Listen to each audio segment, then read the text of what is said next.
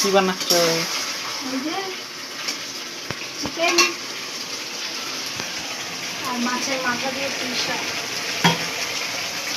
মাছের মাথা দিয়ে পুঁই শাক, কাঁঠালের দানা ফানা দিয়ে, আর কালারটা দেখ, তার সঙ্গে গোটা রসুন,